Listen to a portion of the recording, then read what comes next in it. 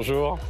Et donc, je dis les coulisses, Manon Aubry qui vient de dire bonne natation. Toujours en très grande élégance, Madame Aubry et la France insoumise. Bonjour Jordan Bardella. Bonjour Monsieur Duhamel, merci de votre invitation. Merci de participer à ce BFM Politique spécial élection européenne. Dans notre sondage du jour, vous êtes très largement en tête, 32,5%. Et pourtant, la candidate de la majorité martèle que rien n'est joué. Quant à Gabriel Attal, il demande aux Français s'ils veulent vraiment, je cite, qu'en 45 ans, entre 1979 et 2024, le visage de la France passe de celui de Simone Veil à celui de Marine Le Pen. Dans l'entre-deux-tours de la campagne présidentielle en 2022, ces assauts de la majorité avaient été efficaces. Est-ce que là, vous craignez que ce soit la même chose et donc que vous baissiez dans les sondages et qu'à la fin, le score soit plus décevant que ce qu'il n'est aujourd'hui?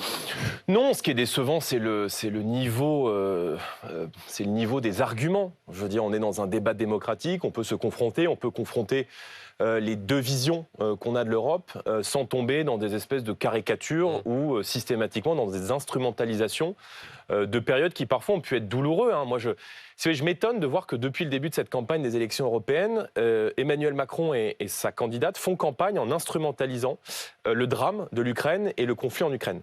La France insoumise et la gauche font campagne, eux, en instrumentalisant le conflit israélo-palestinien et évidemment en faisant de l'électoralisme sur la question de la Palestine et plus largement du Hamas. Moi, je fais campagne sur le quotidien des Français, sur le destin de la France.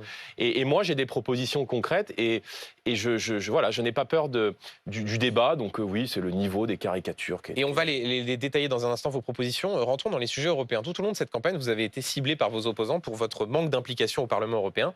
Je rappelle qu'en 5 ans, vous avez déposé 21 amendements contre 3460 pour Manon Aubry, 1200 pour François-Xavier Bellamy. Je ne vais pas tant vous demander de vous justifier, vous l'avez déjà fait.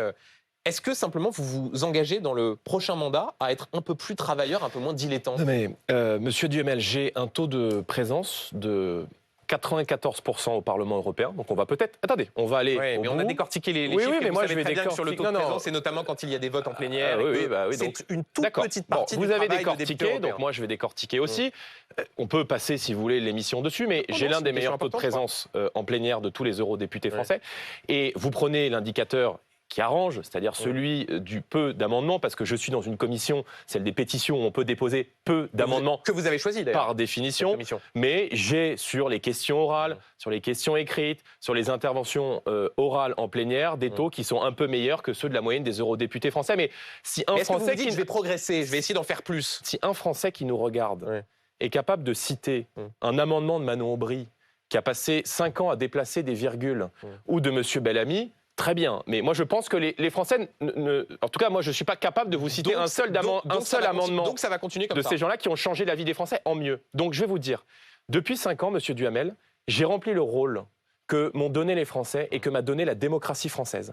J'ai été un opposant résolu et déterminé à la politique du Green Deal, qui a mis des milliers d'agriculteurs dans les rues du pays, qui a été soutenu par les macronistes, soutenu par la gauche, soutenu par les écologistes. J'ai combattu il y a quelques semaines au Parlement européen le pacte migratoire qui prévoit...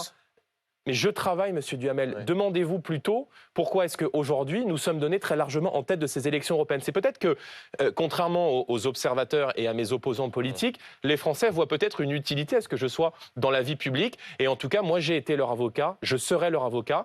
Et ceux qui ont des comptes à rendre, en fait, ce sont ceux qui sont au pouvoir. Mais croyez-moi, je travaille pour arriver au pouvoir et j'espère qu'un jour, j'aurai des comptes à rendre au peuple français. Donc ça veut dire que si votre plan se déroule comme vous le souhaitez, vous ne serez pas député européen jusqu'au bout? C'est-à-dire, si nous gagnons les élections en 2027. Vous dites aussi à vos électeurs, j'abandonnerai mon mandat. Non, mais je me bats pour gagner, évidemment. Si, en 2027, nous gagnons les élections et que je suis amené à exercer des responsabilités au niveau national, évidemment que le cumul étant impossible, je quitterai mon mandat de parlementaire.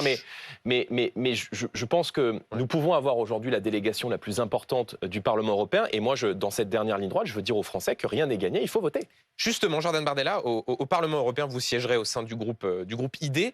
Est-ce que vous savez qui est le général Vanacci? Enfin, on siège au sein du groupe ID. Et ça pourrait changer? Mais les groupes, oui, parce que personne ne peut préjuger de l'état des groupes à l'issue des élections. Je repose ma question. Est-ce que vous savez qui est le général Vanacci? Non, dites-moi.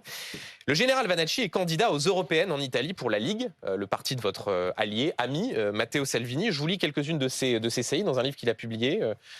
Homosexuels, vous n'êtes pas normaux, faites-vous une raison.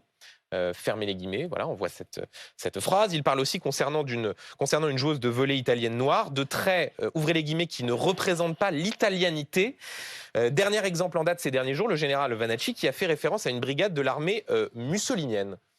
Est-ce que vous êtes à l'aise à l'idée de siéger à côté de ce monsieur au Parlement européen? Je vous apprécie beaucoup, monsieur Duhamel. Non, mais là, je crois que la question est... Oui, non, mais je vous apprécie beaucoup. On a une semaine des élections européennes où va se jouer le quotidien des Français. Donc, je ne suis pas venu sur votre plateau, et je vous remercie encore une fois de l'invitation, pour aller parler de députés italiens candidats dans des partis italiens. Donc vous voyez, j'ai beaucoup d'amitié pour l'Italie parce que c'est mon pays d'origine, mais je ne suis pas l'avocat... Donc ça ne vous pose pas de problème de siéger à côté de quelqu'un comme ça ? Je ne suis pas l'avocat de partis politiques italiens. Je crois que le parti que vous mentionnez, notamment la Ligue qui siège dans notre groupe, est aujourd'hui au pouvoir, dont le président de ce parti est le numéro 2 du gouvernement italien. Donc je vous mets à l'aise, je suis l'avocat de mes idées, je suis l'avocat de mon propre parti.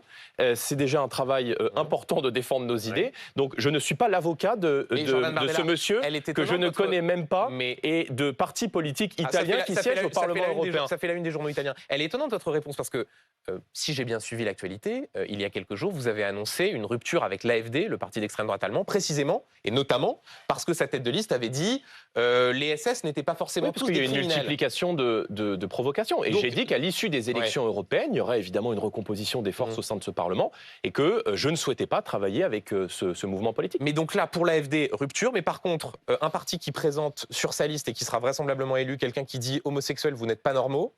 Non, mais d'abord, je n'ai pas connaissance des propos que vous mentionnez, d'une part. Il y a eu des Deuxièmement, partout si et vous voulez vous amuser... Non, mais invitez, mais je pense qu'il serait peut-être plus utile qu'on utilise ce temps à parler de ce qu'attendent les Français, mais on peut passer, si vous voulez, un quart d'heure dessus. Moi, ça ne me dérange pas. Je veux juste vous dire une chose. Une forme de malaise. Non, mais je ne suis pas du tout mal à l'aise, je vous rassure. Moi, en revanche, je vais vous mettre à l'aise. Si vous faites ce travail avec moi d'aller chercher des gens qui siègent au Parlement européen, à côté du Rassemblement national, qui ont des positions qui ne sont pas les miennes, manifestement, et qui ne sont pas les propos que moi je tiens, et je pense que vous me connaissez depuis suffisamment longtemps pour savoir que les positions que vous mentionnez ne sont pas mes positions. Vous ne disiez même pas peut-être vous pouvez le faire, que ces propos sont rédhibitoires et que vous n'aimeriez pas siéger à côté de ce monsieur. Je n'ai pas connaissance de ces propos, je ne les partage pas et je les condamne. Mais voilà. Si, alors quand vous prendrez connaissance avec des si on refait le monde. Peut-être quand vous prendrez connaissance de ces propos. Non, mais j'imagine que vous avez fait ce travail avec tous les gens qui sont succédés. Peut-être que vous avez demandé, je ne sais pas si Madame Ayé est déjà passée sur ce plateau, mais peut-être que vous lui avez demandé des comptes sur le parti politique bulgare qui s'appelle Droit et Liberté, qui travaille avec Madame Ayé au Parlement européen et qui lui est carrément un parti communautaire qui reçoit directement le soutien et comme orateur Monsieur Erdogan, le président de la Turquie islamiste, Erdogan, dans ses discours, qui est un parti communautaire. Donc peut-être que vous lui demandez aussi la question. Mais donc, non, mais on va avancer sur le point. Je trouve ça un peu dommage. Ça ne vous gêne pas de siéger à côté d'un individu comme ça. Mais ce monsieur n'est même pas élu. Non, mais il le sera. Mais qu'est-ce que vous en savez? Vous avez déjà le résultat des élections? Parce qu'il est très bien placé sur les listes et que, vraisemblablement... D'accord.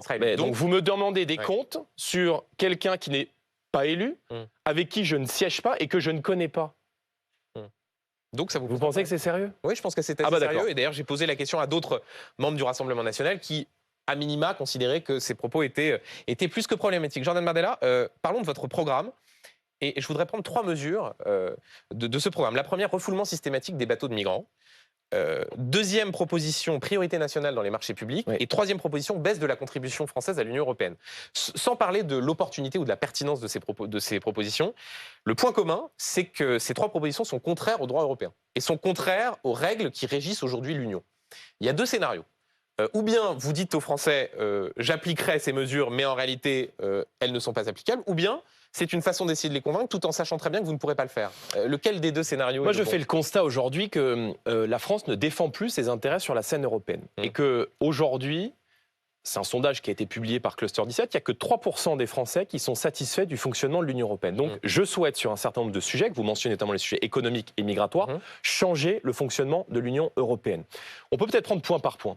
Sur la question du refoulement, aujourd'hui, il y a un principe au sein des institutions européennes qui s'applique dans tous les pays de l'Union, c'est le non-refoulement. C'est-à-dire que lorsque vous avez lorsque vous avez aujourd'hui un bateau de migrants qui arrive sur les côtes européennes, la loi prévoit que ce bateau soit mis en sécurité, accueilli et désormais avec le pacte migratoire qui a été voté par M. Macron, ce texte prévoit la répartition des migrants obligatoire dans les communes, dans les villes et dans les villages français sous peine de contraintes financières pour les États membres qui refusent d'accueillir cette solidarité migratoire. Les macronistes parlent de solidarité. Donc, Bardella, il faut modifier les traités. Je souhaite que l'agence de garde frontière, qui s'appelle Frontex, ne soit plus en charge de prendre ces migrants et de les raccompagner sur les côtes européennes, mais de les mettre en sécurité et de les raccompagner dans les pays de Donc il faut effectivement changer les règles. Et pour changer les traités il faut changer les traités lorsque, je donne un exemple, lorsque la Commission européenne fait 700 milliards d'euros d'endettement, c'est contraire au traité, c'est inscrit dans aucun traité, la Commission européenne le fait. Lorsque la France accuse un déficit budgétaire de 5,5%, c'est contraire au traité et ça n'entraîne en rien un dysfonctionnement de l'Union européenne. C'est intéressant, si vous ne changez pas les traités, vous risquez, si vous appliquez ce principe de refoulement, des sanctions. Eh bien, écoutez, nous attendons ces sanctions. Je ne crois pas que la Commission européenne, si vous voulez, va se mettre à sanctionner les gens qui permettent le fonctionnement de l'Union européenne. Parce que ce qu'on a trop tendance à oublier, c'est que la France est le deuxième contributeur net au budget de l'Union européenne. Deuxièmement, peut-être on peut rentrer dans les points que vous mentionnez. Deuxièmement, sur la priorité nationale. Moi, je dis quoi? Je pense que l'Union européenne, aujourd'hui, s'est bâti sur un dogme, celui du libre-échange total effréné qui a entraîné la concurrence déloyale à l'extérieur, à l'égard des grandes puissances, mais aussi à l'intérieur. Moi, je souhaite que les entreprises qui produisent sur le sol français, qui produisent sur le sol européen, avec de l'emploi français et de l'emploi européen, puissent avoir une priorité dans la commande publique. Vous dites que c'est contraire au traité. Ça n'est pas contraire au traité. Ça se fait déjà.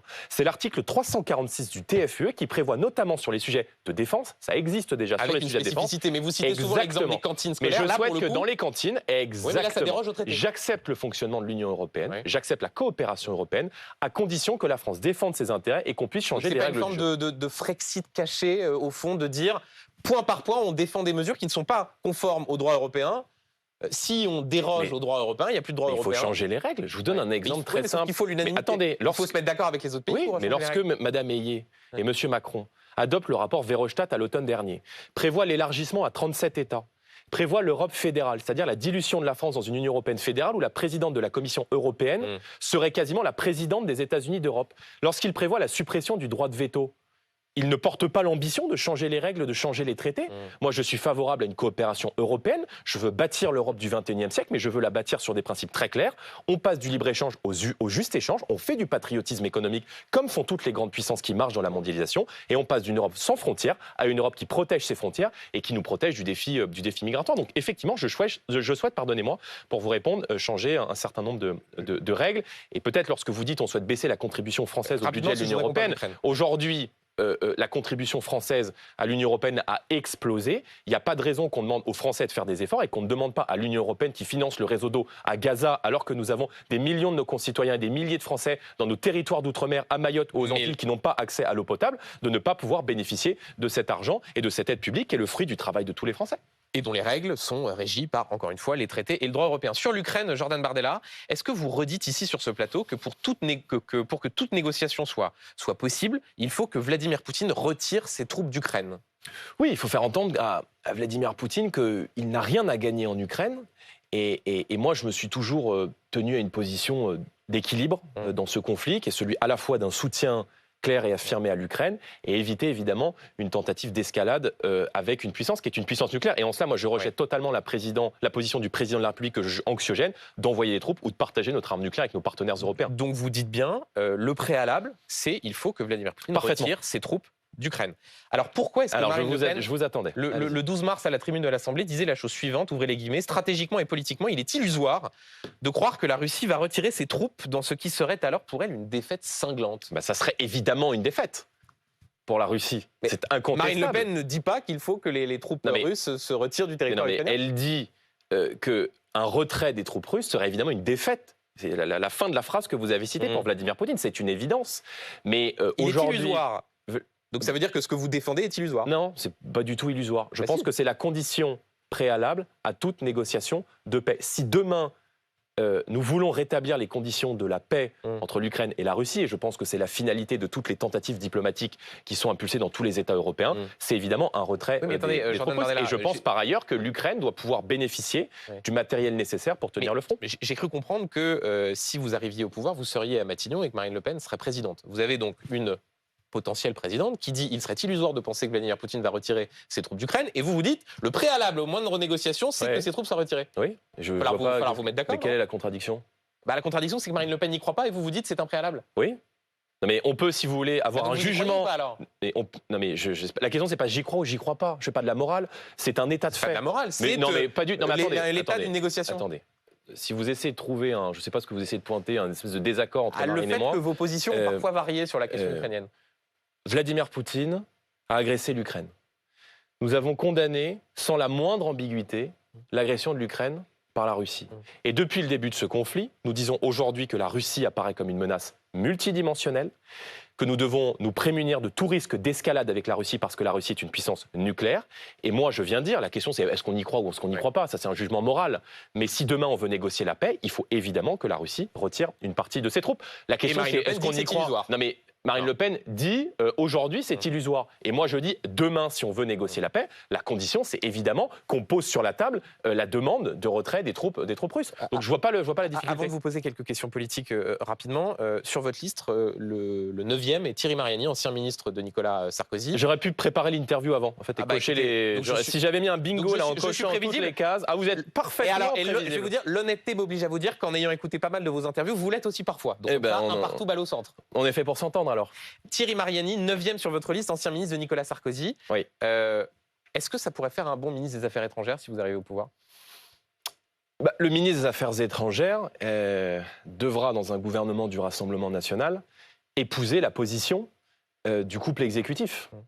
Par conséquent, ma position et ma sensibilité sur ce dossier n'est pas la sensibilité de Thierry Mariani. Vous le savez pertinemment.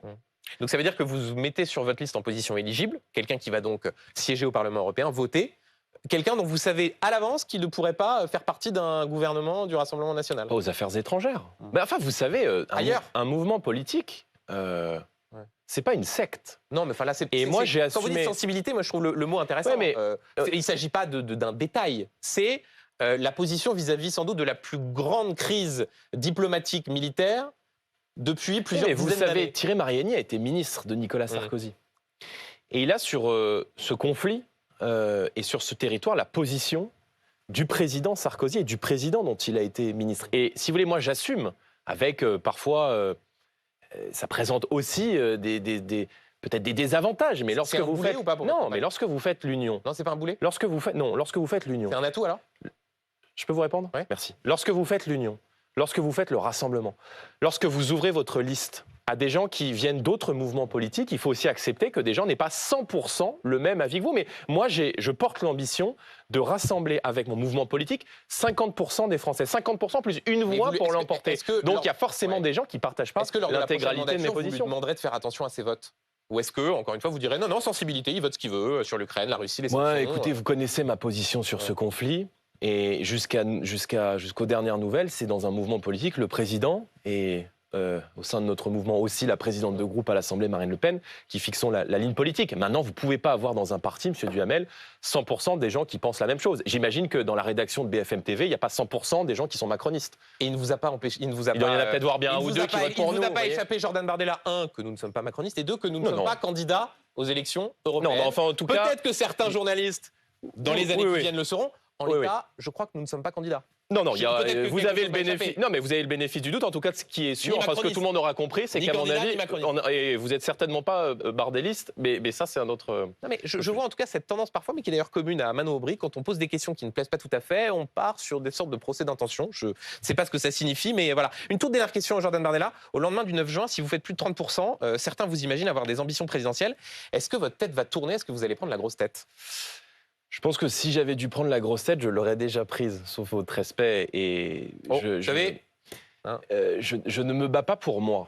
Voilà, je sais que ça peut surprendre quand on fait de la politique, mais je ne suis pas rentré en politique par ambition personnelle. Quand vous rentrez en politique à 16 ans et que vous vous engagez dans une cité HLM de Seine-Saint-Denis pour faire de la politique, c'est pas par ambition personnelle. Moi, je me suis engagé avec un sentiment d'urgence et ce sentiment d'urgence ne m'a jamais quitté. Je souhaite que les idées que nous représentons aujourd'hui avec Marine Le Pen arrivent au pouvoir. Donc non, je n'ai pas pris la grosse tête. Je suis le même, je resterai le même et je serai très prudent à ce que le combat que nous menons puisse trouver une issue favorable. Voilà. Une question rituelle.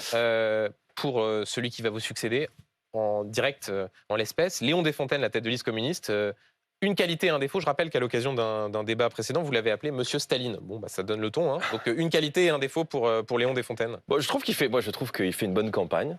Donc ça, c'est pour la qualité, pour le défaut.